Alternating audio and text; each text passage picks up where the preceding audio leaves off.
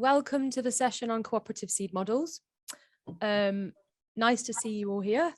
My name's Katie and I'm the Wales coordinator for the Seed Sovereignty Programme, and I'm going to be co-facilitating this session with Sinead. And my name is Sinead. I'm the Programme Manager for the Seed Sovereignty Programme.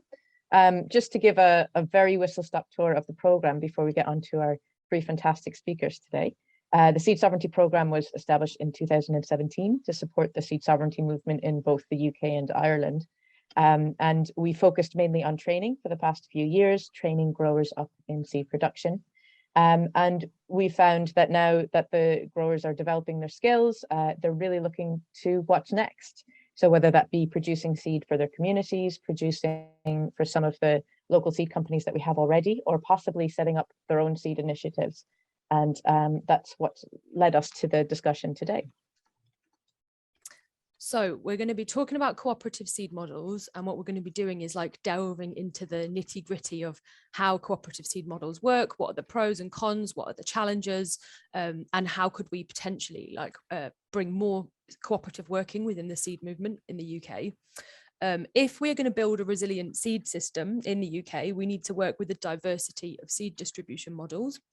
And seed cooperatives offer like a great way for growers to work together to grow a diversity of crops and also to support each other to distribute their seed more widely. So today we're going to be hearing from three speakers. We're going to be hearing from Henry from the Seed Cooperative, who are a more established seed cooperative in the UK.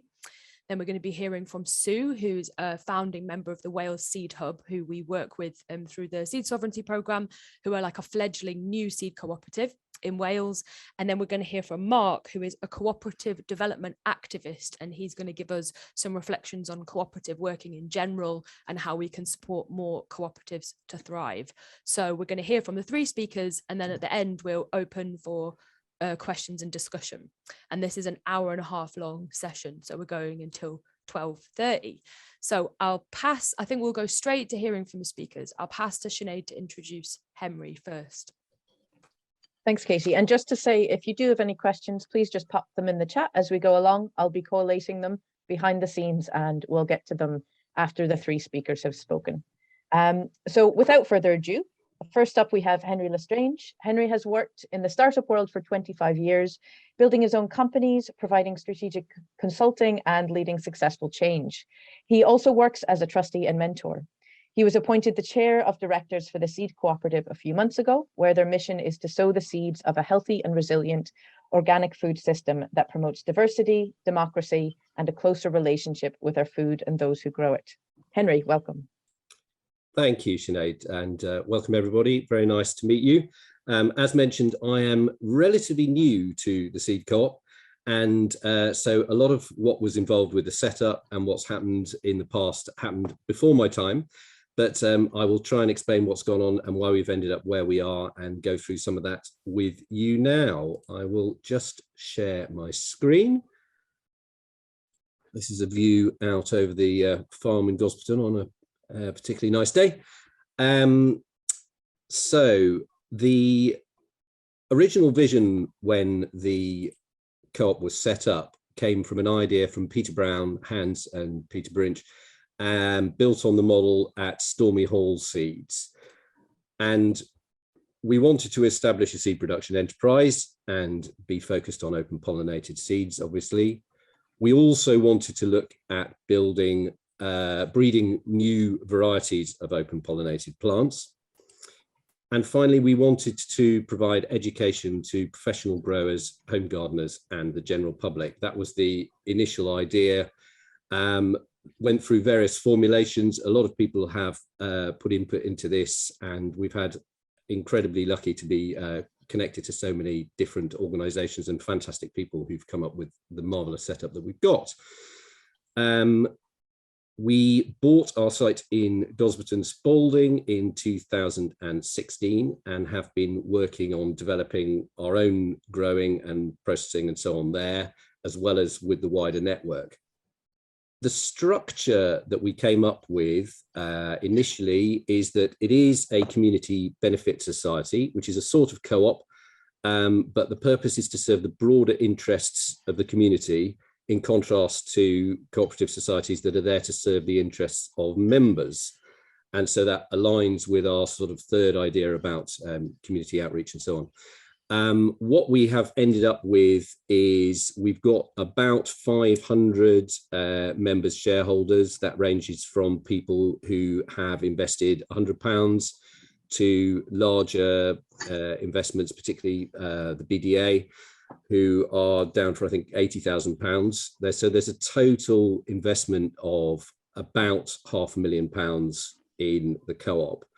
That has come from a whole load of wonderful people who are hugely invested in the idea that we're trying to create here, and much less so in any kind of thought of getting profit out in a sort of normal shareholder kind of way. So we're very lucky that that's enabled us to finance fundamentally purchasing the site, but also a whole load of development that we've needed to do to get things going. The members are looked after, if you like, by a board of 7 people who are supported by a lot of external helpers and wonderful groups, including the BDA and our funders. And I think Tessa is here today, I noticed. So thank you for coming along. And we then have a staff team on site of 8, supported by additional consultants and supporters, volunteers, and other organisations, and the wonderful Gaia, who also heavily involved in this. And then that leads to our network of growers around the UK, which we've currently got about 14. We are trying to grow that, but the idea is, of course, we will be getting more and more growers, and that's been the key focus to what we're trying to do. So that was the structure as it was set up. The strengths that we've got are, as a community benefit society, it is 1 member, 1 vote. Everybody counts, no matter what size of shareholding they have. We have very much a mutual respect and understanding amongst the members and everyone involved. We're all here for the same thing. So that does lead to a really positive community spirit.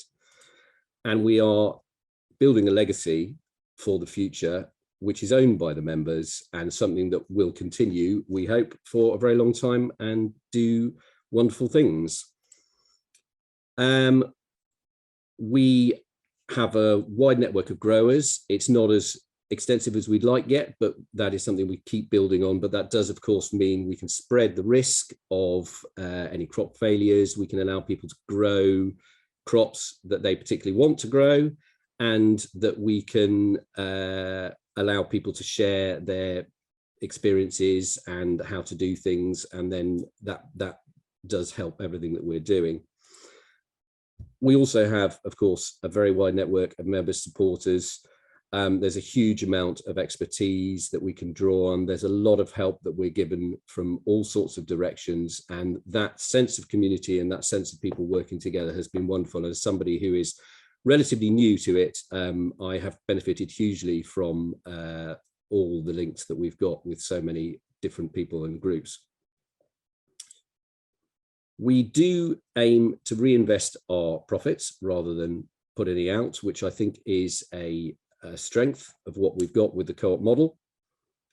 And by spreading the seed production around the UK, we can establish local seed guardians. We can work towards all our goals of ensuring that we don't lose vital plants, and that things are maintained in the appropriate places, and that we're able to keep that sort of work going. And finally, we've managed to get ourselves a great site in Gosberton. We've got 2.5 acres under glass, 24 acres in total, a reservoir. We've now got a seed cleaning, processing and distribution all set up on site. So we are in a really good position where we are here. There have, of course, been some challenges. Not all seeds are equal. Some take a lot more work, some are yield a lot better profits. And how do we make that fair for everybody? How do we get people to grow all the things that we want under those circumstances is a challenge. Any network does require support. So there is the time factor of dealing with a whole load of different people. And I think there is an assumption we perhaps have made that any UK growers do know what they're doing and are happy just to get on with it. And I think that's not necessarily always the case. And in particular with new growers, I think they do need a lot of support, and that requires time. As said, there's never enough hours in a day. There is never enough time to do all the things that we would like to do. And so we have been constantly fighting to do as much as we possibly can with the time and resources that we've got. One thing that's come up particularly recently is by having lots of different sites, of course, as the inspections, registration, phytosanitary stuff is kicking in particular, it can make things more costly to have things spread around. So that's something we do need to think about. We have had challenges with our people, with getting staff, with getting everybody on board, not least because of where we are. We're a little bit isolated in this location. Great soil and a good setup, but there have been people challenges, as with many small businesses. And of course, there have been financial challenges. We have had the marvelous input of shareholder funds, but it is still very challenging to keep everything going and to get to the point where we're actually making profits that we want to be self-sustaining. So that is a constant challenge.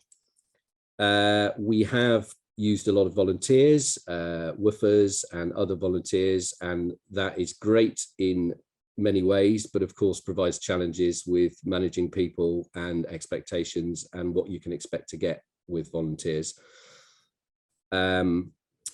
Brexit has brought its own challenges to everybody, and in particular for us, that the imports that we need, we're probably still importing about 70% of the seeds that we sell. Sorry, say it quietly. And those increased costs and challenges of getting them over here, predominantly from Germany, have been quite challenging for us over the past year or so. We haven't done as much new breeding as we would have liked to have done. Again, that is a expensive and time-consuming thing, and it's a case of what we can physically do. And similarly, not least because of COVID the last couple of years, the amount of educational outreach, site visits, etc., that we would have liked to have done have been reduced. What have we learned? Hopefully not anything that anyone doesn't know, but it is hard work. It has been hard work. Even 5 years in, it's still hard work. Our shareholders, members have been absolutely fantastic and wonderful, and we are very reliant and indeed grateful to each and every one of them.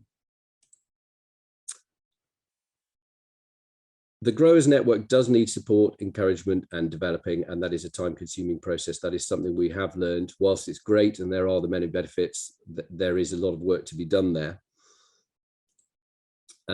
Staff also need support, and I think we have struggled with people working very hard and not getting time off.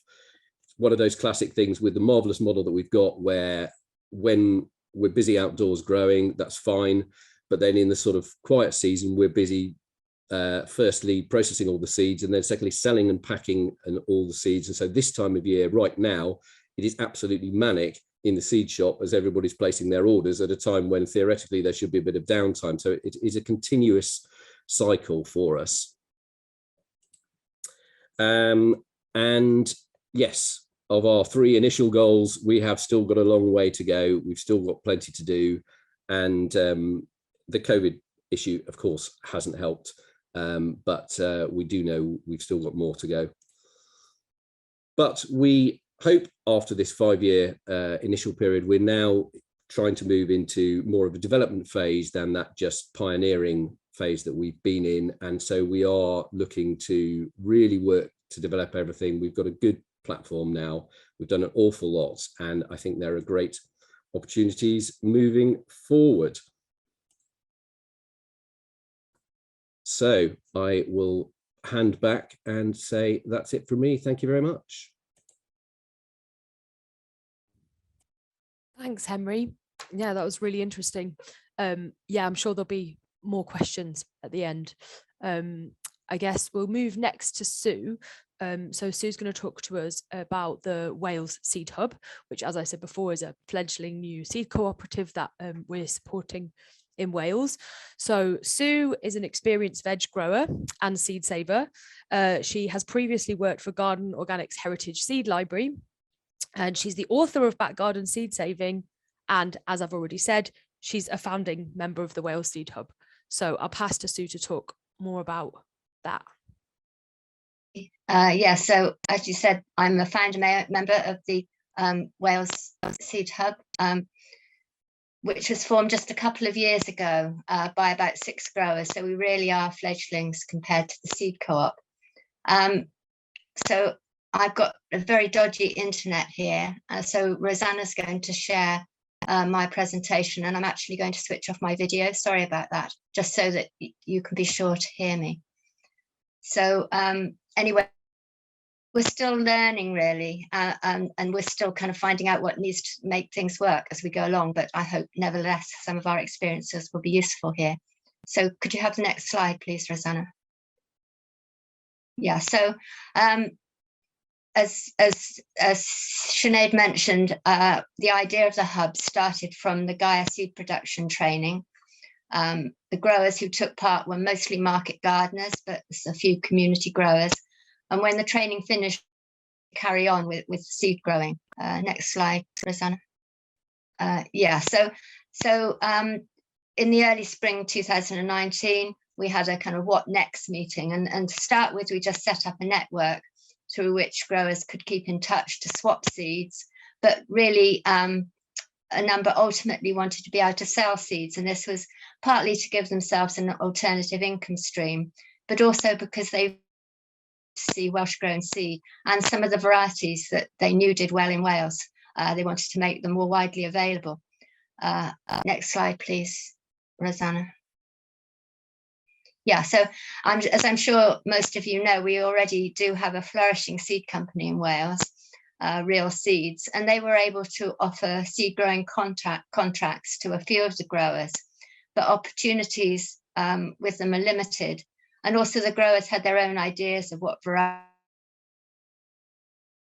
like to grow. So the seed hub began to take shape. But actually I should say at this point that, and I saw Kate was here from Real Seeds, I should say that we're really lucky to have the support of both of Gaia and from Real Seeds, who are an endless source of expert advice for us. Next slide, please, Rosanna. So there were lots of things that the members of the Seed Hub had to decide, and they all had a bearing on one another. And of course, this list here was drawn up in retrospect at the dealings with issues just as they cropped up, which in hindsight, perhaps we should have tried to be a bit more organised about. Next slide, Rosanna. Yeah, so, but one of the first was how we should structure the group. And that was immediate decision because we couldn't apply to AFA for our license for seed marketing until we'd done that.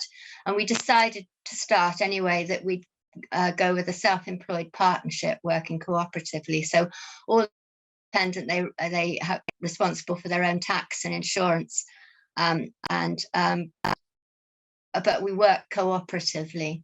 So one person is nominated as the contact for AFA and a registered premises, and office as a registered premises, but we made clear that members of the hub were collectively responsible for meeting the requirements of the seed marketing regulations. And hooray, only a year ago we got our license to market seeds. So another decision was what crops and varieties we would grow, and our USP was that they would be the seed would be grown in Wales, but also growers had their own ideas of what grew well and what we should be selling, and I think that's one of the strengths really. We had a lot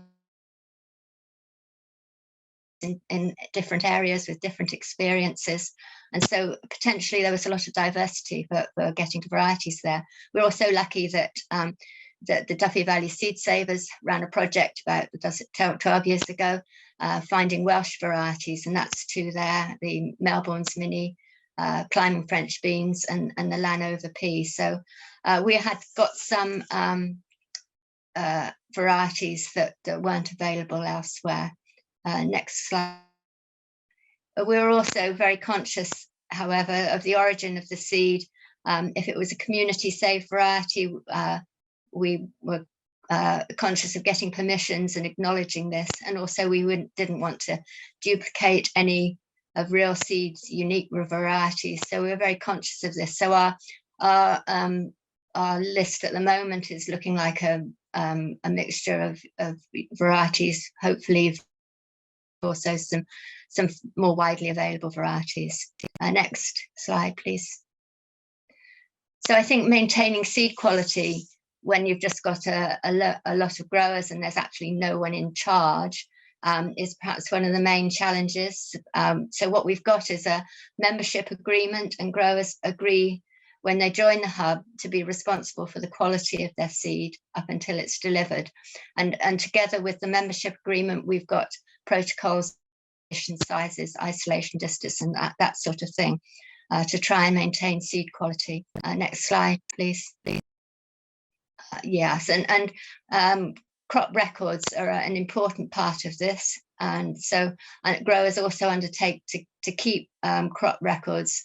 It's one way of seeing that standards are maintained. So each variety being grown has a record sheet which growers fill in, and it's uploaded onto an online folder that all members of the hub can. Okay, so yeah, photos taken at every stage are a big part of the crop records, and they're maintaining standards, and they're particularly good for recording the plant health. Next slide, please. And then there's also a central shared spreadsheet for bringing information together, tracks the progress of varieties, so all members can see what's being grown, for example, and what's likely to be ready for sale. Next slide, please.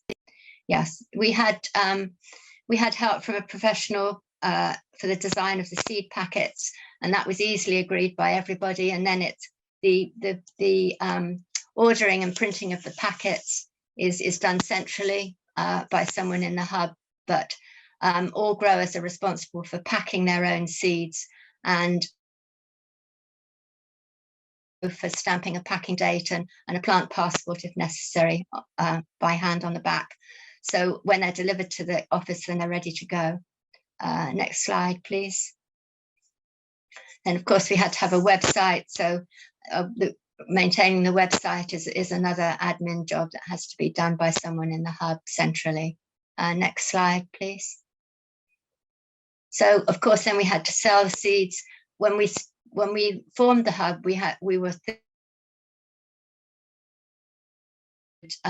just sell locally through farmers markets, veg boxes, whole food shops.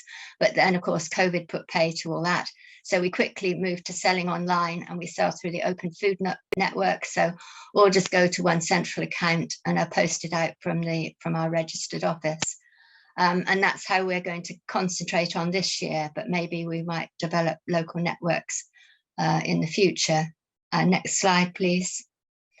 So, well, actually, our setting up costs were very small and easily covered. And what happens now is that growers fix their own price for seed, although this is put on that spreadsheet, so it can be reviewed by the hub in case anything looks really out of line. And then growers get 80% of the profit made by their seeds, and 20% is retained by the hub. We've no idea at the moment whether this is going to be enough or indeed too. And the admin work is divided between the hub members, and nobody gets paid for that at the moment, but that's something that might have to be reviewed. So next slide, please. Yeah, so as you can see, there's lots of admin work involved in running the hub. This is split between us. But I think that's one strength about having a cooperative, a group of people, is that everybody has their expertise. So one person actually likes dealing with figures and working out all that would very quickly go to the bottom of my to-do list, but I don't mind kind of giving a talk or writing an article. But keeping in touch and keeping up the momentum when things need to be done, I think that's one of the major challenges. When we started, we envisaged that we'd have 1 or 2 get-togethers a year at growers' holdings or for packing seeds, but again, COVID put pay to that. So we just have online meetings, ostensibly once a month, but split during the growing season. So next slide, please. Yeah, so this is a kind of my provisional list of what we've found are the strengths and challenges in running a hub. I mean, I think most of them are probably the same for any cooperative working, but I think one of the major strengths with the seed saving is that we've got this diversity of growers and situations. So this can lead to bringing in a diversity of varieties and local varieties, and also this diversity mentioned before, but also it enables growers to sell small numbers of seeds or small numbers of varieties or small quantities of seed. It's up to them really whether they think it's worth it, whether they make enough profit. It's not up to the central body. So that again, I think, can lead to more diversity, more varieties available. The challenges, well, I've mentioned, I think communications, decision making is definitely a momentum going. Dividing the admin tasks needed, that's not been a challenge up to now, but I can see that this will be in the future. Keeping up seed quality, and as Henry mentioned, getting a range of crops to sell. We're more than likely to get more French beans and tomatoes and peas because they're easy to save, and also because they've been community saved. So there's more traditional varieties available also. To have a Welsh leek, but you know, that's a challenge. So yeah, so next slide please. Yeah, so that's just the plug. You can look at our website, and our shop opened this week, so there we go. Brilliant, thanks so much, Sue. And I would encourage everyone to check out the Wales Seed Hub website. I've already got my hand on some of the Blue Hubbard that'll be growing for next season. And also just to say, Sue mentioned that the Seed Sovereignty Programme, and Katie in particular has been supporting the Wales Seed Hub journey as they start up. And as a programme, this is something that quite a lot of our networks are interested in. So we've been gathering information of this journey, the kind of the pitfalls and the celebrations, and we'll be publishing those over the next few months. Katie's been doing an awful lot of work on that. So this is something that, if in your own networks you're interested in formulating, please do get in touch, because we are developing resources to support that. So last but not least, we've taken a look at a more established seed cooperative, a brand new seed cooperative, and now we've got Mark Simmonds to speak on cooperative culture in general. So Mark is a cooperative development activist with a particular interest in the finance and governance of regenerative and sustainable enterprise. Mark, welcome. Cool. So Mark is just going to troubleshoot his speaker, or his mic rather. And in the meantime, if there's any questions specifically for Henry and Sue, please stick them in the chat and we'll start going through the questions. And then once Mark rejoins us, we'll go back to him. Let's just check. Any questions in particular for the Seed Cooperative or the Wales Seed Hub, please do stick them in the chat now. And while we're waiting for questions to come in on the chat, I could throw in one that I had actually for Henry and Sue, which is I was wondering your feelings on I mean, you touched on the challenges already, like at the challenges and the strengths of working cooperatively to distribute seed, but I was wondering if there was one mistake, maybe mistake is quite a strong word, one big lesson that you've learned so far that you would pass on to other people who are wanting to set up seed cooperatives. Like, what's one thing that you did that you wish you'd done maybe differently that you could share with other people? Henry. Thank you. Yeah, I mean, the process of setting up our online sales was extremely challenging and went through a number of iterations, and I suppose we could have probably saved ourselves a certain amount of time there, and I could see Sue considering these things at this point. And yeah, so that took quite a lot of effort and energy to get something that should have been very simple. Right. Yeah. Yeah, say the one thing that perhaps we could have done and didn't do was actually lay down how we were going to communicate. I mean, I know it wasn't all interrupted by COVID, but we could have said, you know, we're definitely going to have a meeting once a month, and all growers must attend, or you know, at least say they can't, or have some kind of protocol like that. Mm-hmm. Yeah, good point. Yeah. And I mean, I would also add, because I've been involved in the Wales Seed Co-op, that it was really hard to set up a financial system because we hadn't run a seed hub before. So when we were like thinking, what are the costs and like what's a reasonable amount of money to pay growers for seed, we actually didn't really have a very clear idea, because there's so many factors involved in growing seed. And, you know, like Henry said earlier, not all seeds are equal. So some seeds are going to cost a lot more in time and resources to produce than others. So like working out what growers would get paid for their seeds, that felt like a difficult thing to navigate. And as Sue touched upon earlier, we did agree this kind of 80% to growers and 20% to the hub, but we really don't know if that will work going forward. Like, we'll have to just see how it pans out with the finances and, you know, obviously adjust how we're running them. So it's quite a difficult thing to work out from the start. It's a challenge. Yeah. I think the fact that we went on to online affected that, because if we are going to sell on a market stall, then it's a bit awkward if every packet has a different price. But that's what we were looking at and seeing how we could equal things out and make it easy. But then we suddenly went online. So in that fact, that meant that it didn't matter if every packet cost a variety cost a different amount. So that's a big kind of balancing act, like you said. Yeah, definitely. I think we have Mark back in the room. So Mark, do you want to try your speaker again? Yes. We can indeed. I've changed my settings away and back to exactly what they were. You need to make me co-host again so I can share my screen, because I get Rosanna or Henry, would you be able to make Mark co-host so he can share? Is that you, Mark? I'll do your intro now. We're flying on the hoof here. So as I said before, Mark is a cooperative development activist with a particular interest in the finance and governance of regenerative and sustainable enterprise. So Mark, great to have you here today. Please take it away. Okay, hiya. So yeah, I'm Mark Simmonds. I'm in West Yorkshire, and most of what I do is around supporting the startup and growth of cooperatives, and with a particular interest in sustainable co-ops working in permaculture, and particularly land-based stuff, and other stuff I do as well. I do a lot of fruit-based and orchard stuff, so not so much seeds, it's all vegetative cloning for me, teaching grafting and pruning, etc. I'm just going to give you a quick whistle-stop tour of the cooperative model and how it applies and has been applied to seeds. And I'm not going to get that deep into legal structures. There's a talk I did for the Northern Real Farming Conference in 2020 that's available online, which digs deep into all the possible legal structures for a cooperative land-based enterprise.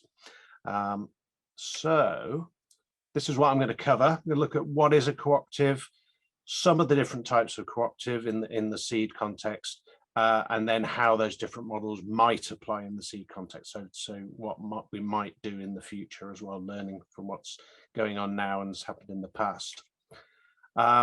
So quickly here, so to set the scene, this is the International Cooperative Alliance definition of what is a co-op.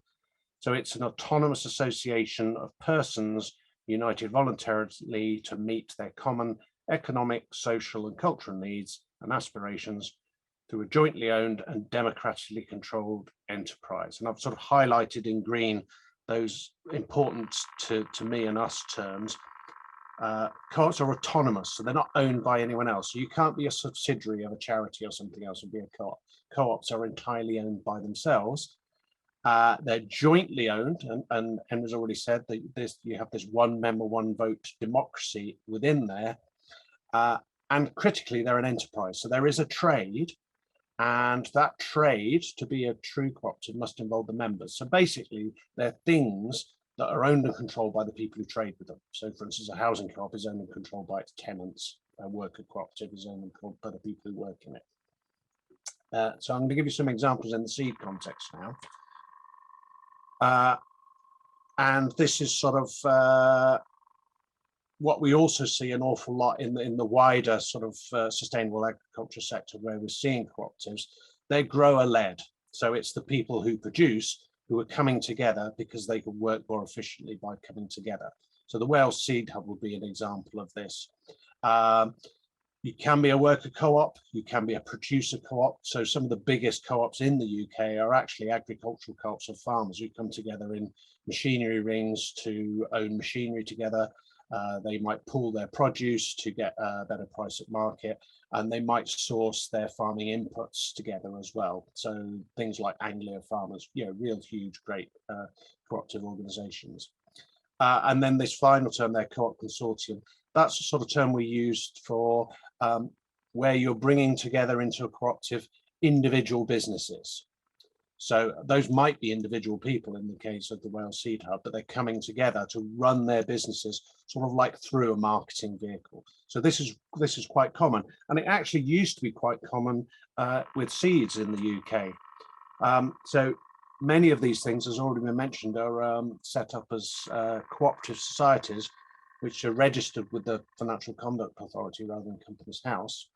And if I go on on the FCA's register online and search for seed, I get a huge load of different cooperative societies. For instance, Devon and Cornwall Seed Growers, Dyfed Seed Growers, Farmer Seeds Federal Limited. But one thing you'll notice is they are all deregistered.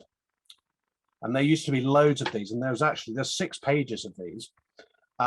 And then nearly all gone. Something happened in the 1990s which made these things deregister. And I've only just managed to get in touch with an old friend, David Button, who was a consultant in the English Food and Farming Partnership. We used to work with many of these organisations. Unfortunately, I only got in touch with him this morning, and I haven't been able to follow up with it to find out what actually happened. I suspect it's a mix of poor advice, because we were getting a lot of demutualization of farmer co-ops at the time, and also changes in regulations around seed at the same time as well, caused a lot of these things to deregister or demutualize.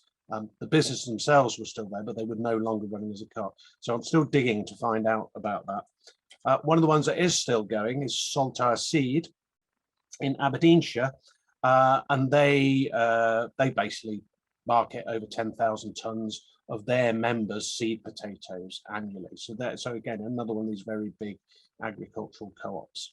But basically, farmers, you know, very hard-nosed business people, they recognise that actually it makes sense for them to come together and pool their produce in this case in order to get a better price, and they're part of that supported network as well.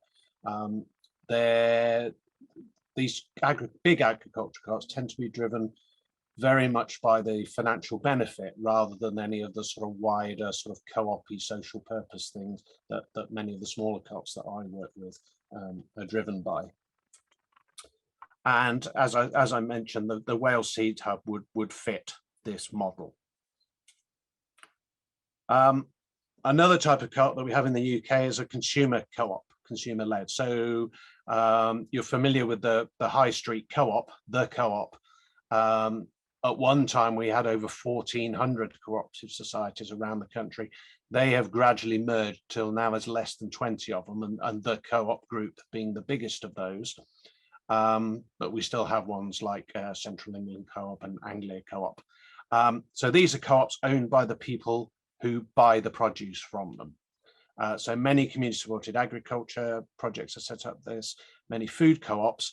We don't see any examples at the moment of consumer-led seed co-ops, although the co-op group, which actually is what the Cooperative Wholesale Society became, all of those 1,400 societies set up their own wholesaler, and that the CWS, which basically had shipping lines running all over the world, ran factories. They actually had a seed production facility at Osmaston in Derbyshire, right up until into the 50s. And they grew seeds for all the cooperative societies and their shops. They also produced the seeds for the Dig for Victory campaign in the Second World War. Unfortunately, all of that's gone now. along with many of the legacies of the old retail societies. So no modern example to show you of that. But we're also seeing particularly growth, and I work across all sectors. So I work with farms, woodland, shops, pubs, piers, all sorts of things. And in all of those sectors, we're seeing the emergence of this multi-stakeholder model, particularly where one of those stakeholder groups might be bringing some money in. So a bit like the seed co-op, they have these supporter investor members who, through an issue of withdrawable shares, have actually put the seed capital in, pun intended, to make this thing happen. And there would be nothing stopping the seed co-op doing a further issue of shares in the future. So this model is, quite often used where you've got the workers, you've got the customers, and you've got the supporters who might not be workers or customers as well. So one of the most recent ones I've helped set up recently is a large care cooperative. So we have the people giving care, the people receiving care, but also a huge number of people who put in over £500,000 in order to make the nice thing happen. And this is particularly used a lot in Italy in social care through this model where they call social co-ops, where they have this, earlier on I said co-ops are democratic controlled by people who trade with the co-op. These people put money in, but strictly speaking, they're not trading with it. They're sort of like a passive non-trading, but supporting membership as well. And that's one of the tensions that we've got with using these different models. So I've already mentioned the seed co-op is one, but who are actually registered with the FCA as the Biodynamic and Organic Plant Breeding and Seeds Limited. So because they've used the Community Benefit Society model rather than the Cooperative Society model, there's two flavors of society models. The FCA wouldn't have allowed them to put the word cooperative in the name, although they can trade as the seed co-op. And as has already been mentioned, they're using this community finance model, which allows them to bring in this supporter membership, which can come in as investors. So in the home straight now, why cooperative rather than non-cooperative? Well, there's a whole load of different reasons that others have touched on as well. So we've got that mutual aid. So together you can do more than the sum of your parts. So rather than that you're all individually marketing your seeds, running your own websites, etc., by coming together, you're sharing the burden of that, and you're also a support network to each other as well. So you're able to share those costs. There are tax benefits as well. So the Wales Seed Hub mentioned they're operating as a partnership because it allows them to basically still be independent in terms of their tax affairs. There are other legal structures that they could use to do that, and I'd probably be advising them to look at some of those. So for instance, my co-op, Coculture, we have mutual trading status, so we're tax transparent. So we all do our own individual taxes, but Coculture, we don't even need to submit a tax return. So there are interesting things there, and that are particularly available to the cooperative model. As we've already seen, there are more options around finance. So without being this cooperative society or community benefit society model, it would be illegal to go out to your community and saying, here we are, we're doing a nice thing, we need some cash, lend or invest in us to do that. So the cooperative model allows you to do that. So we've got hundreds of community-owned shops, over 100 community-owned pubs that are able to do that now by using the cooperative model. Depending on your legal structure, you can use the old cooperative dividend. So you can actually, if you do make a surplus, you can return that to those members who've traded with you. Effectively, you're saying if you've made we've not charged enough, or we've not paid you enough for what you've contributed to the co-op. So we're just leveling that up. And the beauty of doing it with a co-op dividend is you do it before tax. So again, there's another tax benefit for co-ops there.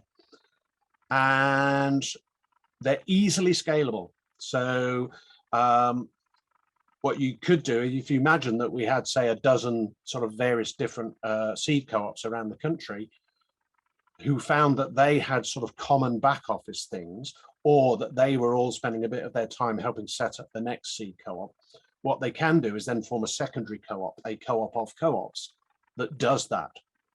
And it can do their back office stuff for them. So rather than just get bigger and bigger and bigger and eventually become, you know, Wales Seed Hub becomes UK Seed Hub. You could actually create seed hubs in all different parts of the country that have this overarching supportive structure for them.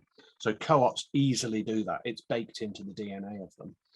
And then finally, because you're a co-op, there's lots of co-ops out there. There's a sort of mutually supportive co-op sector of people like me and other co-ops who are willing to help, where they're less likely to help private for-profit businesses. So there's a community of support and a community of practice out there. And there are particularly support programs. So if you were looking to set any sort of cooperative up, there's support programs that are available to help you do that, like the Hive program run by Cooperatives UK. And then my final slide is just this picture again, which is basically the take-home message from this, is that there are lots and lots of different ways you can set up a cooperative. There are lots of tools in the box. You don't have to copy other people, but it's good to learn from other people. So I particularly advise in the early stages of exploring anything, go and visit other people doing the same thing, learn from their mistakes, you take the bits that you like from there. But you might end up setting up a seed cooperative in a slightly different way to everyone else that then becomes the viral model. And that way we grow through this community of practice. So that's me, check. Wow, thanks, Mark. That was really exciting to hear about all those, well, deregistered farmers co-ops. I mean, not exciting that they're deregistered, but exciting to know that they were there. And I saw one based in Wales, like quite near to me, and I was like, oh, I really want to know more about that. But what was this seed co-op? What were they doing? Yeah, so that was really exciting, and also great to hear about how you feel that cooperative working is easily scalable, because as Sinead mentioned earlier, in the Seed Sovereignty Programme, we have networks across the UK and Ireland, and we've been training people in seed production for several years, and we've had quite a lot of interest in our networks in setting up seed co-ops, like similar to the Seed Co-op and the Wales Seed Hub. So it's really great to know that they're scalable and there's all these like different options for how they can work. So yeah, that's really interesting. I'm going to kick off the questions and then feel free to put more questions in the chat from the audience if you have them.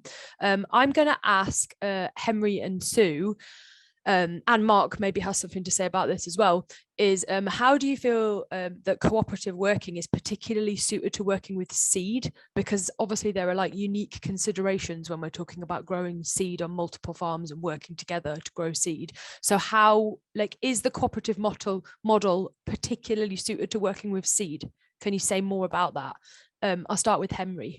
Thank you. I think it works very well with lots of things, but looking at the seed thing, then certainly the cost of the machinery, etc., to clean and get it ready is often quite high. So being able to put that in a central location and let people focus on the growing, I think is a real advantage, not least because we've certainly found a lot of people that have come to growing seed have come from previously being maybe market gardeners, producing for that sort of environment. And so not having the extra cost of doing what they weren't used to is quite useful. And then of course the selling can be done in a central way as well. So I think it does separate, if you like, the nice, if you want to look at that, the nice outdoor work from the sort of finance admin stuff. And I'm sure that's the same with Sue.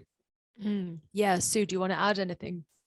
Well, yeah, I'd say that it was particularly suitable for seed because it's something growers might want to just grow one variety.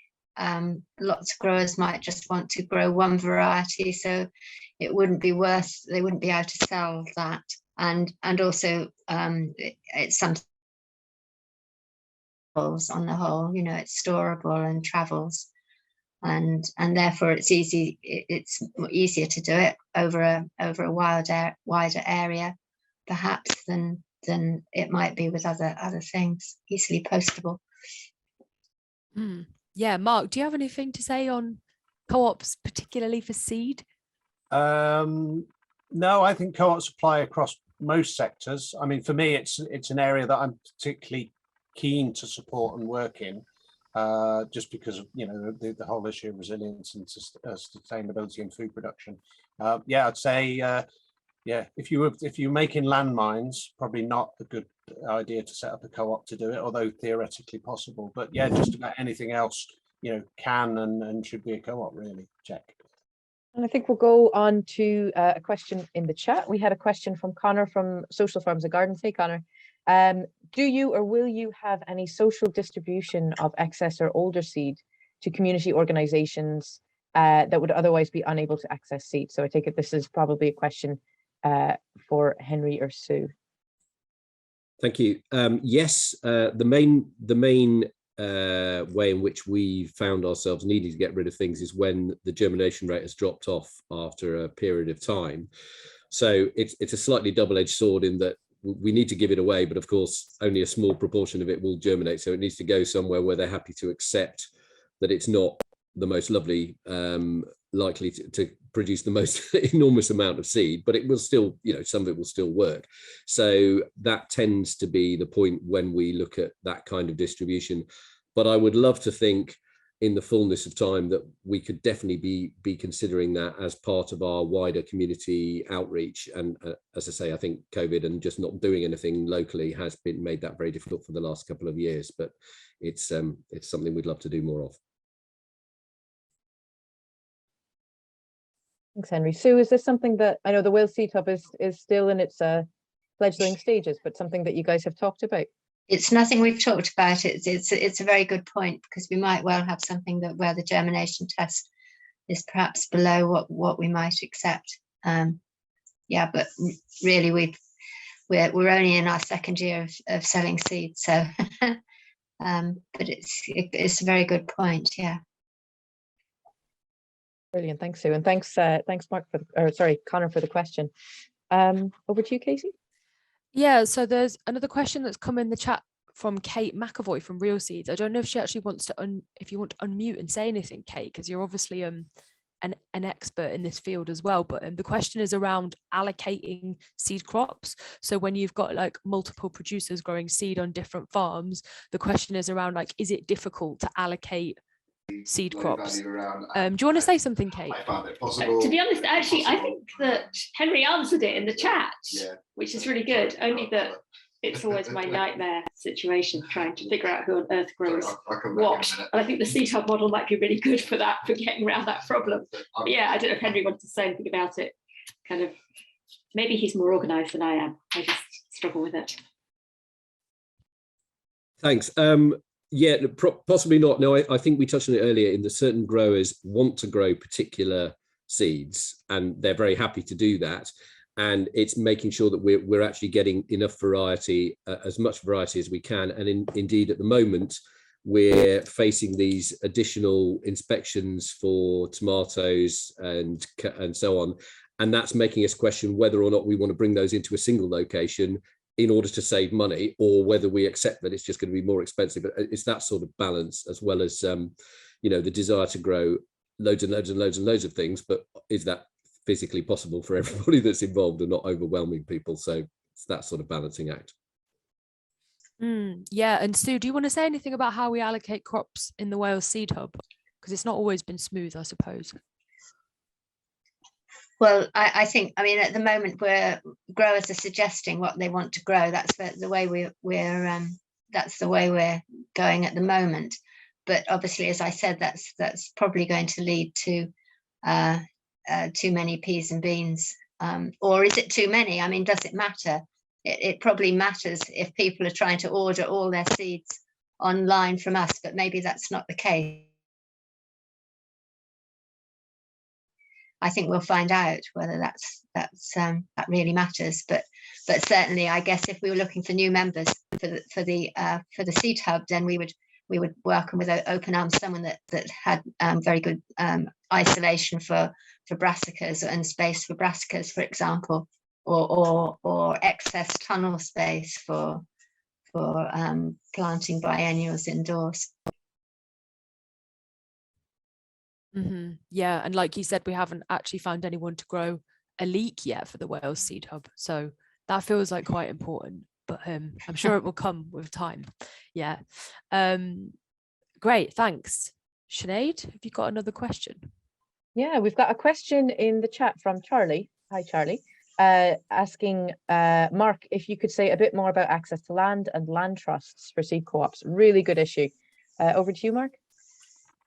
Yeah, so Coculture, we're currently working with Ecological Land Cooperative, Community Shares Scotland and Scottish Land Trusts to develop a toolkit for early stage agroecology projects looking to access land. So we'll be looking at legal structures, business models, and sort of issues around tenure and things like that, and putting together into a web-based toolkit.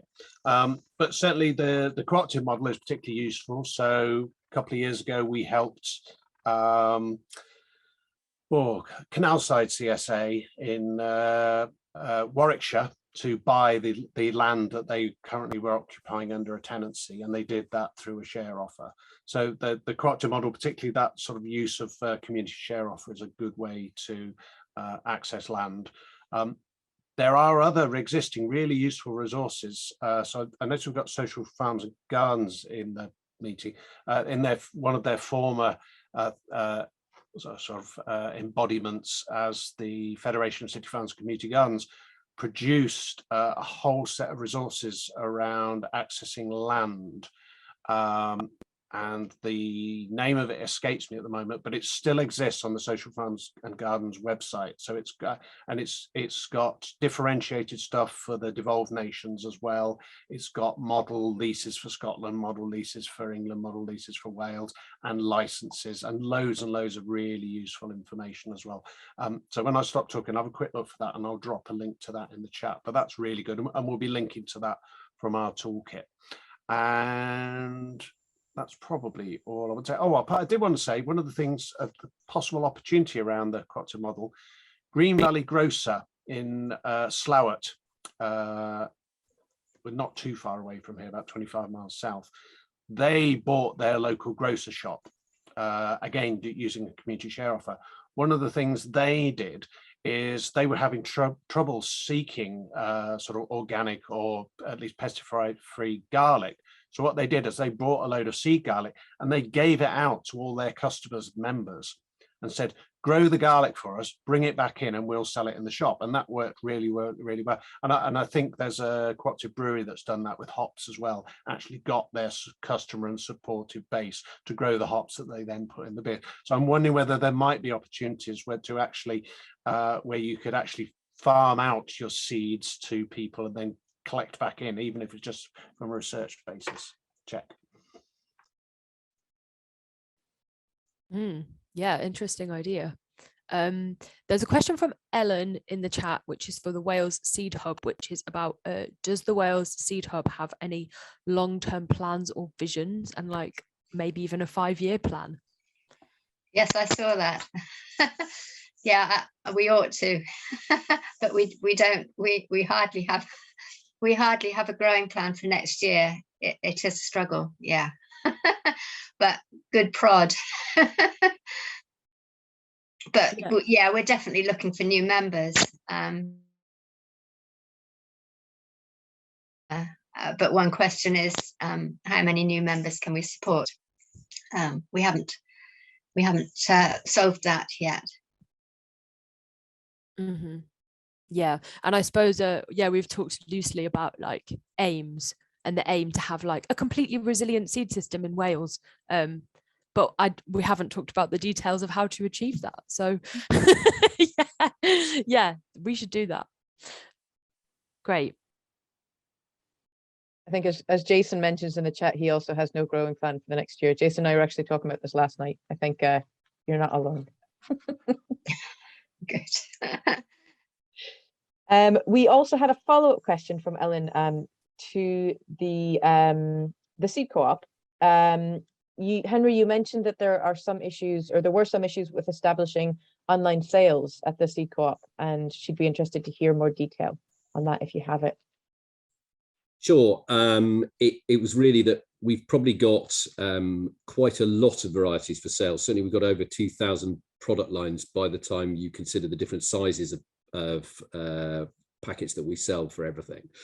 And getting that to work online and then come back into so that we could actually pack those orders and get them out it was really a sort of integration issue between the online shop, which has ended up in Shopify now, but wasn't there originally, and the back-end systems that we've got for stock control and so on, of what we've actually got in. And it was very tricky to make all those things talk to each other and ensure that we actually knew what we had online and that we weren't trying to sell things out of stock or not selling things that were in stock. And that process was very difficult. I mean, without going to sort of incredibly tedious detail, but it was really just about getting so many different products online and managing all the different sizes that we sell things in. And Kate's replying that IT skills very high on the list of skills needed. I'm sure that is right. I think we've got a huge amount of focus on the amazing, wonderful things that we're all doing, and there are a lot of growers and a lot of people very keen to say, oh, I love the seed and I love the concept for what we're doing. And at the same time, that does need to, slightly boringly, be put into something where it can be sold and can be distributed and all those kinds of sides of things as well. And I think indeed the IT side is easy to forget. So I'm pleased that we're in a slightly better place than we were, but there's always more to do, and you can always be thinking, how can we make this more efficient? How can we save the time that's being done? And one option is to outsource all these things, but we've actually taken the decision to do as much as possible in-house. So we're the sort of central hub where this goes on, and therefore more growers can be just growers and able to send seed to us. And I know there is that focus on localized growing as well, and I feel we're sort of being rather anti-local and being sort of very, very UK. But I was speaking to another pair of growers who are trying to set up a similar thing in Scotland and try and focus specifically on those varieties that they can grow up there that will perform nicely, or our heritage Scottish varieties. And I think it's great if you can pull those sort of local groups together, as Mark said, maybe into some co-op of co-ops, and the more that everyone can work together, it all benefits absolutely everybody for our shared goals. Yeah, I think that leads nicely onto a question actually that I have for all of you, which you've all touched upon, but I'd like to hear something more about, which is like optimal size for cooperatives, for seed cooperatives. I know that Mark was talking about like there are multiple different models and you can have different kind of stakeholders involved, but do you guys have a feeling like when we're talking about a seed selling cooperative, like what would be the optimal size, and also optimal, like linked to that, optimal geographical region? So like do you think the ideal is to have seed hubs like and seed cooperatives serving smaller geographical regions or the whole of the UK? So do you each have something to say on kind of size and geographical area? We could start with you, Henry. Thank you. I think that's an incredibly good question, and I've got no idea what the correct answer is. I think we're all very focused on local being good, as I touched on, and I think certainly you need to know what works locally, and it may well be that certain varieties are going to grow a lot better in particular places, and perhaps by taking advantage of that we can make things better. In terms of the specific size that's needed, certainly we're struggling to do everything that we want to do with the 8 staff that we've got on site here. They are split between some growing and an awful lot of admin, IT, processing, and all the kind of stuff that goes on to enable us to sell the seeds and make the profits. And I suppose we've got more of a focus on that side. And then our growers network are very much focused on literally doing their growing and then sending the seeds in so that we can sort them out and distribute them. So that's our take on it. But I still feel there's never enough hours, there's never enough people, that there's always more that could be done. But I think clearly there will come a point where it becomes too big, but it's still a teeny little business in any kind of normal size comparison. So yeah, I think we're just where we are. What I would love to see is more growers and that wider network, and how we work on that and bring more people into doing this, because that's one of our main goals. And so I suppose that's what we're working on. And I don't think there needs to be so much of a limit to how many growers are involved, as long as we've got the capability to look after them and support them and make sure that they've got what they need, and really have that network working collaboratively together. It's something that we've really missed over the last couple of years, is being able to get together with people from around the country. And we're all on Zoom and we're all used to it, but there is something about face-to-face meetups and going round to look at people's sites and see what they're doing that is enormously energizing and refreshing for everybody. So I very much hope we can get back to that as soon as possible. Yeah, definitely. Sue, can I ask the same question to you? Yeah, I mean, I definitely think the idea of a number of regional seed hubs is absolutely great, because I think, I mean, a lot of vegetable growing is done in the southeast, and they just some of the instructions on seed packets when you think of growing them over in Wales.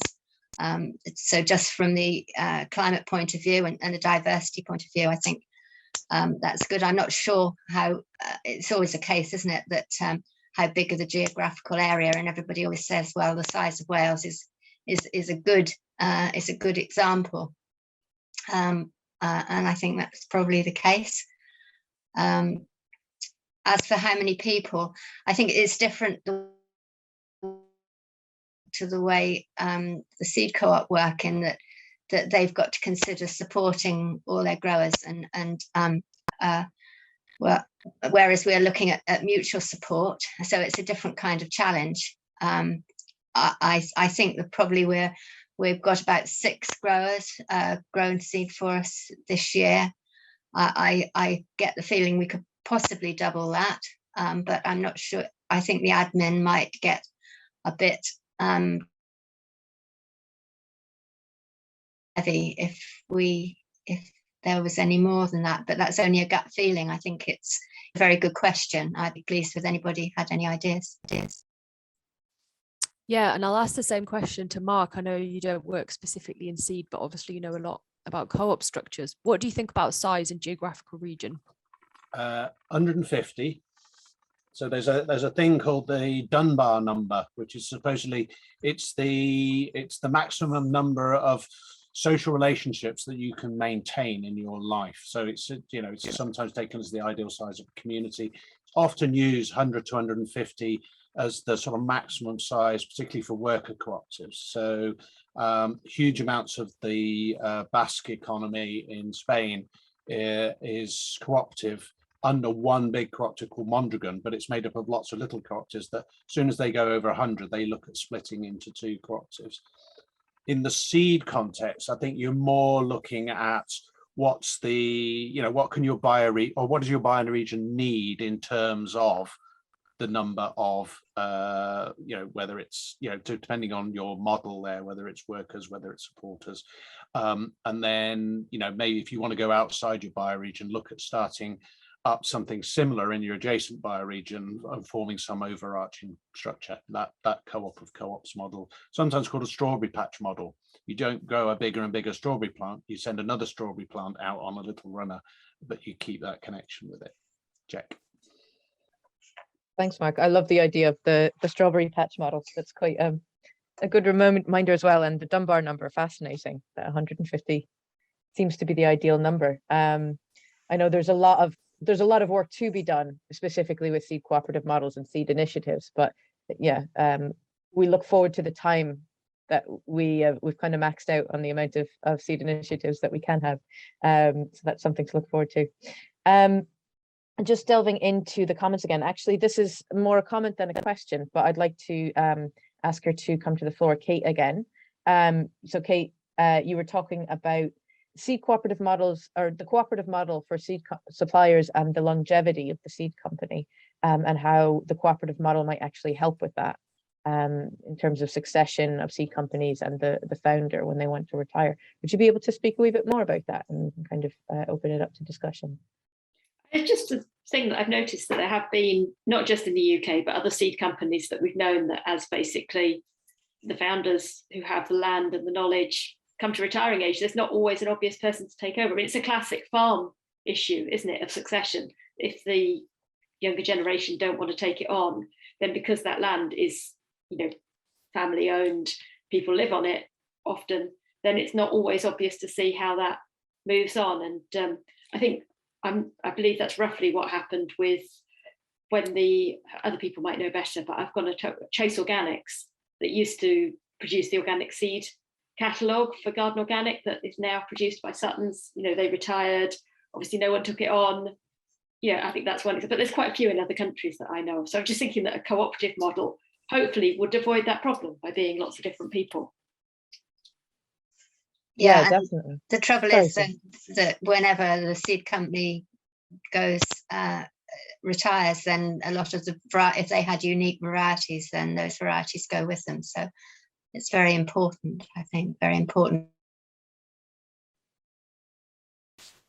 Henry or Mark, do you have anything to add to those thoughts? Well, just specifically on what Sue was saying, actually, I've had over the last month or so, we had 2 contacts from people wanting to pass on specific heritage varieties that had been grown by family members or whatever that were no longer able to do it and were wanting to put them somewhere so that they could be maintained. So I think by encouraging that, then I hope that is something that will be passed on and can be improved.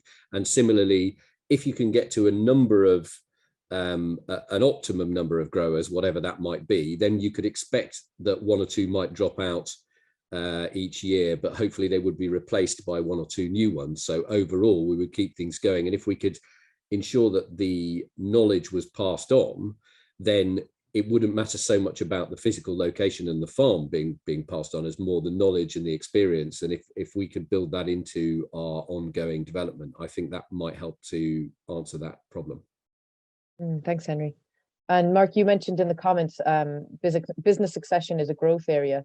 Do you want to chat a wee bit more about Riverford and Gysing Watson?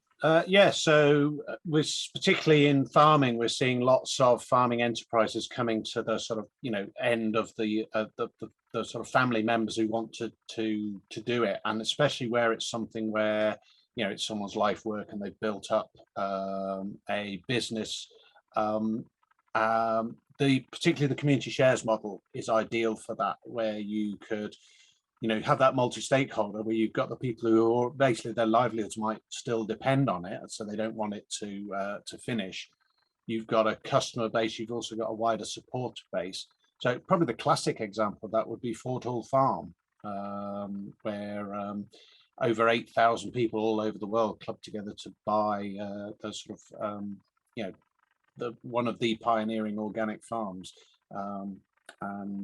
Yeah, and then we've got the more recent example of Riverford with the employee buyout. So yeah, it's an option, and it's more. One of the sort of big barriers to it is the fact that people get to this point and don't realise it's an option. So there's a big, and it's one of Cooperative UK's sort of strategic objectives. They've got a big chunk of funding from the Open Society Foundation to basically explore the growth of employee ownership across the whole economy, really. Because we're going to see loads of failing businesses that are not necessarily failing because the business itself is unsustainable, and there are livelihoods there, and there's a potential to keep it going. Check. Brilliant. Thanks, Mark. Yeah, really fascinating. And look forward to more information coming out on that. Over to you, Katie. Yeah, so I have a question probably again for Mark, actually, which is around the importance of being legally constituted as a cooperative, because as Sue mentioned, the Wales Seed Hub is not legally constituted as a cooperative, but it works cooperatively. So what could you say more about your feelings on like the importance for people wanting to set up seed co-ops that they be legally constituted as cooperatives? Yeah, so you can come together and start working cooperatively, and that's fine. So, and the Wales Seed Hub is there as a partnership, so it will be submitting partnership accounts. The downside of being unconstituted is some of the tools in the box aren't there, so you certainly can't do a share offer.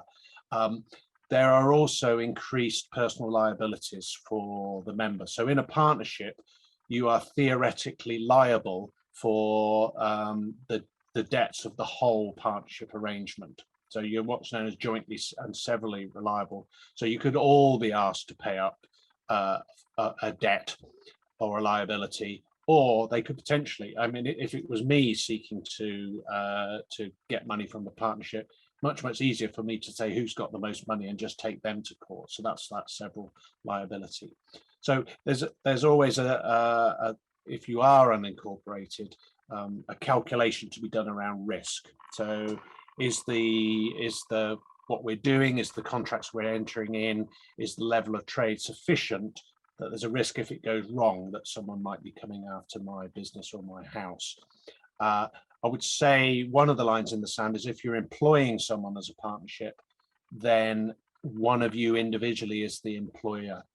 And if that relationship goes wrong, then it will be you who ends up in the employment tribunal and has the award against you. So that's often a lot of what I do is with early stage groups where they often have an unincorporated phase, is exploring what the options are. And there are lots of them. We've got quite a complicated landscape of legal structures in the UK. One of the metaphors I use is like your legal structure is like an empty jam jar. You can see through it. And then you and what's important to you, and whether you're a co-op or a social enterprise or a seed co-op or a regenerative agriculture, that's your jam that you put in the jam jar. And you can put a co-op jam into lots of different jam jars, including unincorporated ones as well. Check. Nice jam analogy. So we're drawing to the end of the session, so I'm going to invite each one of the speakers to give some closing comments, and maybe you want to imagine that we do have people in the audience who might be interested in setting up seed cooperatives. I know we've got like some of our other regional coordinators from the seed sovereignty program in the session who are working with networks who want to set up seed co-ops in like Scotland and the north of England and things. So maybe in the closing comments, if there's anything you want to say to people looking to set up more seed co-ops, and if there's any final comments that you have. Henry, let's start with you again, always the first. Thank you. Yes, it's sort of ironic, isn't it, that in normal business terms you're keen to discourage competitors, but in a way actually what we're doing here is very much encouraging anyone else to get involved in whatever way, shape and form they can, because we're all working for this common goal. So what is sort of best for what we want as our aims and values is possibly at odds with what might be best for the bottom line, but nonetheless that is where we are. And I would certainly say we are very open to discussions, advice, and anything that we can do to support and help anyone who is starting out. Feel free to get in touch. I can't promise there's a huge amount of spare time available, but we will absolutely do what we can, and certainly delighted to hear from anybody that we can help with. If they want to come and do something useful volunteering with us, then that is even better.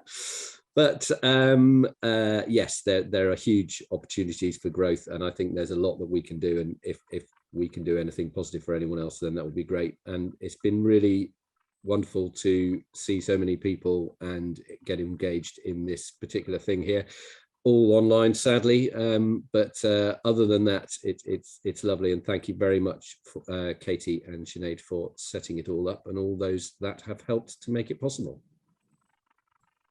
Thanks, Henry. Sue? Yeah, well, I mean, I second Henry in that we definitely want to support help any other regional groups that are doing the same as us, and what I wish we'd had in the start with, which we probably could, is that diagram of needed to decide in the first place, you know, and particularly possibly the legal structure. I think we'll probably have to revisit that fairly soon. So that would be my one of my slides to take away would be that one that said what you needed to think about before you start. Yeah, but again, thanks everybody, because I've learned quite a lot today as well, because we are dealing with issues along with the Wales Seed Hub, and we are very much fledgling. So yeah, so thanks Henry and Mark. Yeah. Thank you, Sue. And on to you, Mark.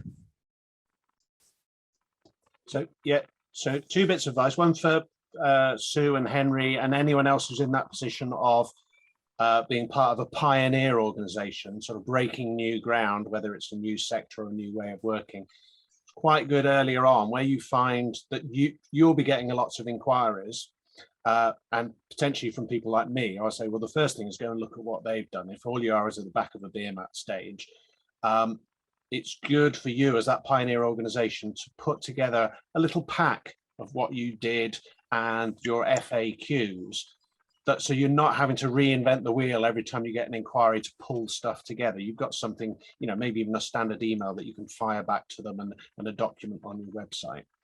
And then from my point of view, I'm quite happy to have really early stage conversations with groups where all it is that back of the beer mat, where I can signpost off to other people who've done something similar. You know, sometimes I even say, well, did you know that actually there's someone doing that 10 miles away from you and they didn't know about it? So I'm quite privileged because I'm sort of like in this sort of pollinator role amongst the flowers, where quite a lot of the flowers don't know about the other flowers. So I'm able to sort of do things like that. So potentially there's even that, you know, you might actually just join what they're doing, or actually you might still do your own thing, but actually you've now got a way that it can complement or combine with something else nearby. So yeah, and I've just changed my my name in the Zoom thing to include my email address. So fire me an email by all means, and I'm quite happy to have a chat.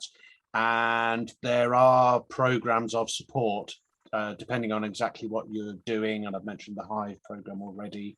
There's programs around community investment. So if you did want to raise money to buy land, there's programs that will support you to do that. If you are saving a piece of land, so if there's a piece of important land that's under threat that you might buy, there's programs to help you do that. And there's also programs particularly around what we're doing here in the ORFC context. So there's Loans for Environmental Agriculture program. We do quite a bit of work there, working with groups who are looking to potentially borrow money from that program, so we can do a bit of development around there. So as I say, yeah, happy to have a Zoom call, have a phone call, just drop me a line, check. Thanks, Mark. Yeah, that was a really great discussion. I've learned a lot.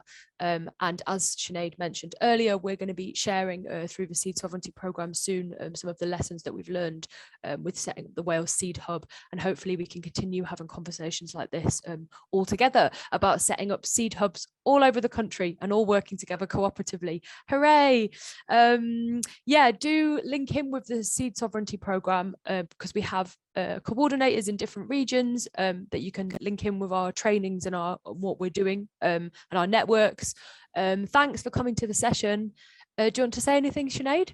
No, just to echo the thanks. Thanks so much to our speakers, to the ORFC in the background helping us out, and for all of you for attending. Really looking forward to what great ideas come out this year. I know there's just enthusiasm bubbling out of our network, so looking forward to seeing more cooperatives starting in the future.